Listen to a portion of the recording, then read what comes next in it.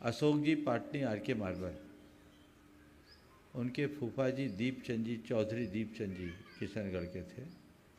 2015 में हमारा जब जयपुर प्रवास था, उनको कुछ तकलीफ़ हुई, हॉस्पिटलाइज हुए। शरीर की स्थिति बिल्कुल गड़बड़ा गई थी। डॉक्टरों ने सर्जरी की सलाह दी, लेकिन वे बहुत जागरूक थे।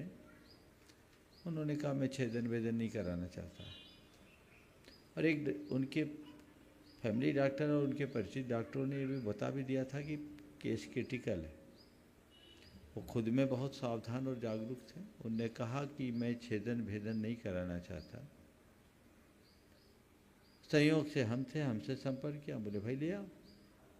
पूरे परिवार ने सम्मति दी, अस्पताल से ले आए। अस्पताल में करा रहे थे और हमारे पास 8 दिन रहे। हमने उनकी उत्तम संलेखना करा दी। ये है हित, और इसी में उनका भला होगा। आप सच्चे अर्थों में अपने माँ बाप से प्रेम करते हो तो उनके कल्याण की बात सोचो, उनका भाव भ्रमण छूटे ये सोचो। केवल अपनी प्रतिष्ठा के मोह में मत पड़ो।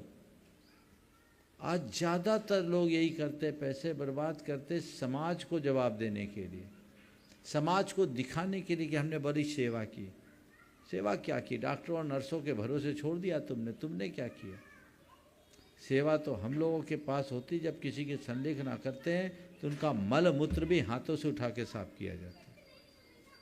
तो मैं सभी से कहूँगा, अपने घर परिवार में पहले से हिदायत दे के रखो कि जब भी मेरा ऐसा समय आए, मुझे अस्पताल ले जाने की जगह गुरु चरणों में ले जाना। और इससे आगे की एक बात कहूँगा, वैसा समय आए उसके पहले ही अपना रास्ता पकड़ लो। गारहस्थिक जिम्मेदारी पूर्ण करने के बाद परमार्थ से लग जाओ। घर गृहस्थी मोह माया में मत फंसो। त्याग संयम का पथ अंगीकार करके गुरुओं की शरण में रहो, तीर्थों में रहो, धर्म ध्यान में लगो, तो आप अपनी आत्मा का उन्नयन कर सकोगे। और ऐसा अपनाओगे तो आपका बुढ़ापा वरदान बन जाएगा, अन्यथा बुढ़ापा बोझ। और ऐसे लोगों की जो दशा होती है ना, बहुत खराब होती है। घर में कोई चलती नहीं, बोलो बूढ़ों की कितनी चलती। शायद ही इक्का दुक्का होंगे जिनका पुण्य प्रभाव ज़्यादा होने से कोई उनकी बात टालता ना हो। बाकी उनकी हालत तो इतनी खराब होती, वो चाहते सब है पर सुनता कोई नहीं है। तो मन भी टूटता है, करते भी नहीं बनता, रोकते भी नहीं बनता, केवल संक्लेश होता है। यदि निर्वृत्ति के मार्ग को अंगीकार कर लो तो ये सब चीज़ें ठीक होगी।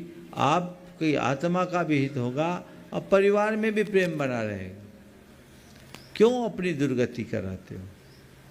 जो शास्त्र विहित व्यवस्था है उसके अनुरूप प्रवृत्ति करे, सब चीज़ें सहज हो जाए।